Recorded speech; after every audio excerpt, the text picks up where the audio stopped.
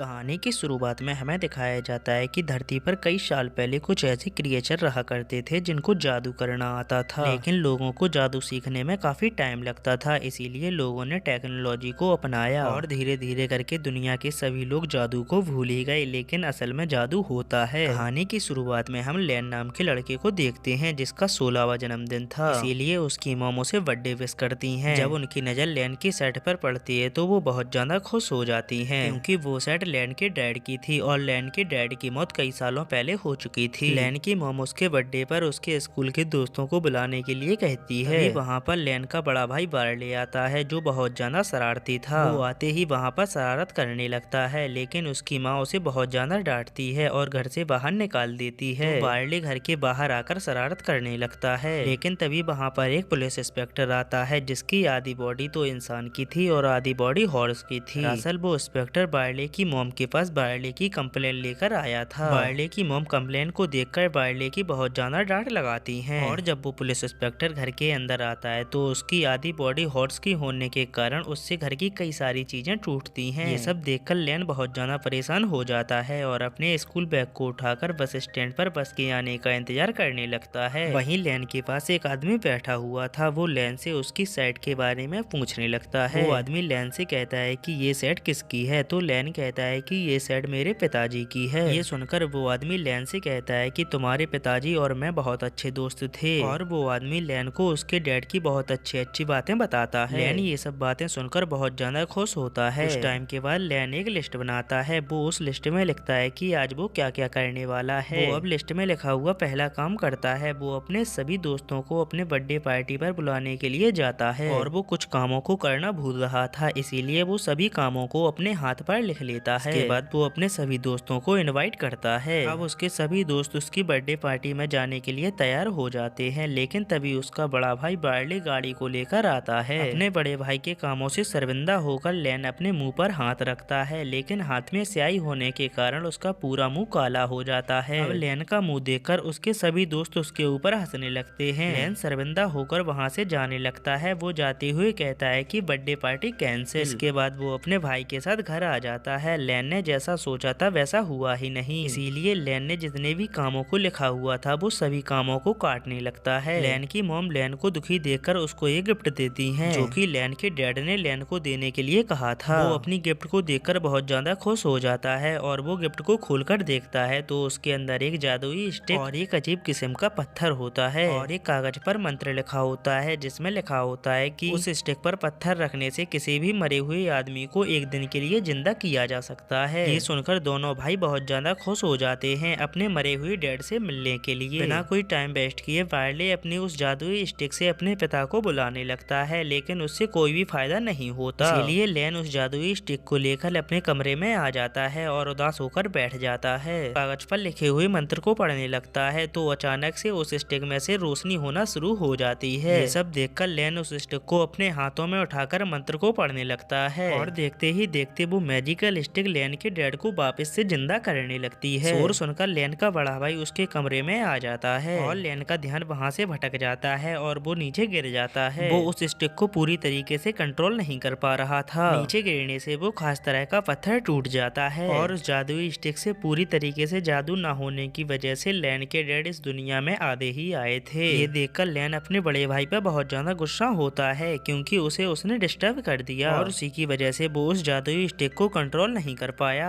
लैन का बड़ा भाई लैन से कहता है कि मुझे ये पता है कि ये खास तरह का पत्थर कहाँ पर मिलेगा। तो लैन ये बात सुनकर बहुत ज्यादा खुश हो जाता है और वहाँ पर चलने के लिए कहता है। इसके बाद वो दोनों अपने डैड को लेकर उस पत्थर को लेने के लिए वहाँ पर जाने लगते हैं, लेकिन वो दोनों जाने से पहले अपनी मॉम के लिए एक लेटर लिखकर गेट पर रख जाते हैं। जैसे ही उनकी मॉम घर पर आती हैं तो वो उस लेटर को देखती हैं और वो भी वहाँ पर जाने के लिए निकल पड़ती हैं। कुछ टाइम के बाद लैन और बार्ले एक ऐसी जगह पर पहुँच जाते हैं जहाँ पर उन्हें एक जादुई क्रिएचर से मिलना था। इसके बाद वो दोनों एक रेस्टोरेंट में उस क्रिएचर से मिलते हैं। लैन उससे मैप के बारे में पूछता है तो वो क्रिएचर लैन को मैप देने से मना करता है, और वो कहता है कि उस मैप का रास्ता बहुत ज्यादा कठिन है, और वो क्रिएचर अपने मुंह से आग भी निकाल सकता था। ये देखकर बार्ले उसे बहुत ज्यादा गुस्सा दिलाता है। उसे बहुत ज्यादा गुस्सा आ जाता है और वो अपने मुंह से आग निकालता है, लेकिन वो क्रिएचर उस आग पर कंट्रोल नहीं कर पाता, जिससे सारे रेस्टोरेंट में आग लग जाती है। आग लगने से उस मैप में भी आग लग जाती है जिसमें वो जादुई पत्थर का रास्ता लिखा हुआ था। उस रेस्टोरेंट में और ज्यादा बढ़ती जा रही थी, इसीलिए लैन और बार्ली अपनी जान बचाकर गेट की तरफ भाग रहे थे। लेकिन इसी दौरान उनके डैड की बॉडी वहीं पर रह जाती है जिन पर एक पिलर गिरने वाला था, तो लैन अपनी जादुई स्टिक की मदद से पिलर को वहीं पर रोक देता है, जिसके बाद बार्ली जाता है और अपने डैड को उठाता है। इसके बाद दोनों वहाँ से बाहर निकल आते हैं। उन दोनों के वहाँ से जाने के थोड़ी ही देर के बाद उनकी मॉम वहाँ पर आती हैं और वो उस रेस्टोरेंट में लगी हुई आग को देखकर बहुत ज्यादा परेशान होती हैं। इसके बाद वो उस जादुई क्रीचर से लैन और बार्ली के बारे में पूछती हैं, जिससे लैन की मॉम को पता चलता है कि वो दोनों उस जादुई पत्थर को उठाने के लिए गए हैं। तभी वो जादुई क्रीचर लैन की मॉम से कहता है कि अगर उन दोनों ने वो पत्थर को उठा लिया तो उन दोनों को सजा मिलेगी। इसके बाद वो जादुई क्रीचर और उनकी मॉम अपने दोनों बच्चों को रोकने के लिए वहाँ पर जाने लगती हैं। रास्ते में जाते हुए उनकी मॉम उस जादुई क्रीचर से उस सजा के बारे में पूछती हैं, तो वो जादुई क्रीचर कहता है कि अगर उन दोनों ने उस पत्थर को उठा लिया तो वहाँ पर एक बहुत बड़ा डायनासोर आ जाएगा और उन दोनों को वहीं पर खत्म कर देगा, क्योंकि वो डायनासोर उस पत्थर की हिफाजत कर रहा है। इधर लैन और बार्ली के पीछे पुलिस पड़ जाती है। उन्हें ना चाहते हुए भी गाड़ी को रोकना पड़ता है, लेकिन पुलिस से बचने के लिए लैन और बार्ली उस पुलिस इंस्पेक्टर का रूप ले लेते हैं, जिसकी आधी बॉडी इंसान की और आधी बॉडी हॉर्स की थी। अब सामने वाले पुलिस इंस्पेक्टर को देखकर वो पुलिस वाले कुछ भी नहीं कह पाते। इससे पहले लैन का मैजिक खत्म हो पाता, वो दोनों कार में बैठ जाते हैं और वहाँ से जाने लगते हैं। तभी वहीं पर लैन और बार्ली के बीच में आपस में बहस होने लगती है। तभी उनके डैड एक सॉन्ग लगाकर वहाँ पर डांस करने लगते हैं और दोनों बेटे भी उनके साथ डांस करने लगते हैं। और दूसरी तरफ जादुई क्रीचर और उनकी मॉम एक शॉप पर आती हैं, जहाँ पर उन्हें वो डायनासोर मारने की एक तलवार मिलने वाली थी, लेकिन वो दुकानदार उस तलवार का रेट बढ़ा देता है। तभी उनकी मॉम के पास पुलिस ऑफिसर का कॉल आता है। वो कहता है कि उनके बच्चे उसे मिल चुके हैं। वो दोनों बिना कोई टाइम वेस्ट किए उस दुकानदार को वहीं पर बेहोश करके उस तलवार को लेकर वहाँ से चले जाती हैं। दूसरी तरफ लैन और बार्ली एक ऐसी जगह पर आ जाते हैं जहाँ पर खाई होती है और उन दोनों को अपनी कार को लेकर ही आगे जाना था। वहाँ पर एक पुल भी होता है, लेकिन पुल को ऑन करने के लिए दूसरी तरफ जाना ही होगा। तभी बार्ली लैन को कहता है कि तुम अपनी जादुई छड़ी की मदद से उस साइड जा सकते हो और दूसरी साइड जाकर तुम पुल के स्विच को ऑन कर देना। लेकिन लैन खाई की गहराई देखकर बहुत ज्यादा डर गया था, तो बार्ली उसे एक रस्सी से बांध देता है ताकि वो खाई में ना गिर सके। तभी लैन उस जादुई छड़ी की मदद से खाई के उस साइड जाने लगता है, लेकिन वो जादुई छड़ी काम नहीं करती और लैन खाई में गिरने लगता है। लेकिन रस्सी में बंधे होने के कारण लैन बीच में ही लटक जाता है और बार्ली रस्सी को खींच लेता है। इसके बाद बार्ली लैन से दोबारा कहता है, वो कहता है कि एक बार और ट्राई करके देखो। इस बार लैन ट्राई करता है और जादू काम भी कर जाता है। लैन उस खाई के ऊपर से निकलकर उस साइड जाने लगता है, मानो वहाँ पर एक पुल बन गया हो। लेकिन रास्ते में जाते हुए उसकी कमर से बंधी हुई रस्सी छूट जाती है। इस बात से बार्ली बहुत ज्यादा परेशान हो जाता है, लेकिन इस बात के बारे में वो लैन को नहीं बताता। लैन खाई के उस साइड पहुंच ही गया था। तभी वो पीछे देखता है, लेकिन उसको पीछे रस्सी नहीं दिखती, जिससे वो बहुत ज्यादा घबरा जाता है और वहीं नीचे गिरने लगता है। लेकिन वो एक पत्थर को पकड़ लेता है। वो जैसे तैसे करके खाई के उस साइड पहुंच जाता है और पुल के स्विच को ऑन करता है, जिससे पुल सीधा हो जाता है। इसके बाद बार्ली गाड़ी को लेकर इस साइड आ जाता है। तभी वहाँ पर एक पुलिस इंस्पेक्टर आ जाता है, जो उन दोनों को वापस से घर चलने के लिए कहता है, लेकिन वो दोनों उस पुलिस इंस्पेक्टर की बात नहीं मानते और वहाँ से गाड़ी में बैठकर जाने लगते हैं। अब उन दोनों को पकड़ने के लिए बहुत सारे पुलिस वाले उसका पीछा करने लगते हैं। तभी लैन रोड को ब्लॉक करने के लिए अपनी जादुई छड़ी से एक पत्थर को नीचे गिराता है, लेकिन उसकी जादुई छड़ी काम नहीं करती। ये देखकर बार्ली अपनी गाड़ी की मदद से उस चट्टान को नीचे गिरा देता है और रोड को ब्लॉक कर देता है। लैन और बार्ली वहाँ से पैदल ही आगे जाने लगते हैं। कुछ टाइम चलने के बाद वो लोग एक अंधेरी गुफा में पहुँचते हैं। वहाँ पर वो दोनों एक कमरे में आ जाते हैं और अचानक ही उस कमरे का दरवाजा भी बंद हो जाता है। तभी उस कमरे में अचानक पानी आने लगता है और पानी का लेवल धीरे धीरे उस कमरे में ऊपर ही बढ़ रहा था। अब वो दोनों बाहर जाने का रास्ता ढूंढने लगते हैं। तभी उन दोनों को ऊपर से बाहर जाने का रास्ता दिखाई देता है, लेकिन उन दोनों को ऊपर का दरवाजा खोलने के लिए नीचे के स्विच को ऑन करना था। लेकिन वो दोनों ऐसा नहीं कर पा रहे थे, क्योंकि पानी का लेवल कमरे में बहुत ज्यादा ही बढ़ गया था। तभी उनके डैड पानी में कमरे के नीचे जाते हैं और उस स्विच को ऑन करते हैं और वो दरवाजा खुल जाता है। इसके बाद दोनों बाहर आ जाते हैं। बाहर आते ही उन दोनों को अपना स्कूल सामने दिखाई देता है। वो लोग अपने स्कूल को देखकर बहुत ज्यादा अचंभित हो जाते हैं। अब लैन अपने बड़े भाई बार्ली को वो स्टिक दे देता है और उससे कहता है कि मैं बचा हुआ टाइम अपने पिताजी के साथ गुजारूंगा, और वो इतना कहकर अपने डैड को लेकर एक पहाड़ पर चला जाता है। इसके बाद वो उस बुक को देखता है जिसमें उसने लिखा था कि आज वो अपने पिताजी के साथ क्या क्या करेगा, लेकिन उस बुक में लिखा हुआ वो अपने पिताजी के साथ एक भी काम नहीं कर पाता। तभी उसे पता चलता है कि जो काम मुझे अपने पिताजी के साथ करना था वो काम मैं अपने बड़े भाई के साथ कर चुका हूँ। इसीलिए वो बार्ली पर भरोसा करता है। तभी बार्ली को उस पत्थर का दरवाजा खोलने के लिए चाबी मिल जाती है और वो चाबी को दरवाजे में लगा देता है। चाबी लगते ही वो दरवाजा खुल जाता है, जिसके कारण उसको वो जादुई पत्थर मिल जाता है। जैसे ही वो पत्थर को उठाता है तभी वहाँ पर वो ड्रैगन आ जाता है और तभी वहाँ पर लेन की मोम जादुई क्रीचर के साथ उड़ती हुई आती हैं। वो उस जादुई तलवार की मदद से ड्रैगन के दोनों पर काट देती हैं। यहाँ पर लेन उस जादुई छड़ी की मदद से अपने पिताजी को पूरी तरीके से वापस ला रहे थे। तभी उन दोनों की मोम उनको आवाज देती हैं। वो कहती हैं कि मैं ड्रैगन को ज्यादा टाइम तक नहीं रोक पाऊंगी। तो बार्ली उनकी मदद करने के लिए जाता है तो लेन उसको रोकता है और वो खुद ही अपनी मोम की मदद करने के लिए चला जाता है। वो उस जादुई छड़ी की मदद से ड्रैगन को वहीं पर मार देता है, लेकिन ड्रैगन के मलमे की वजह से वो वहीं पर फंस जाता है। इधर लेन के डैड पूरी तरीके से वापस आ चुके थे। बार्ली उनसे काफी बात करता है और अब उनके वापस जाने का समय भी हो चुका था। वो हमेशा हमेशा के लिए धरती से चले जाते हैं। दूर खड़ा हुआ ये सब लेन देख रहा था, लेकिन अब लेन को समझ आ चुका था कि उसका बड़ा भाई ही उसके लिए सब कुछ है। इसी के साथ यह मूवी की एक्सप्लेनेशन यहीं पर समाप्त होती है।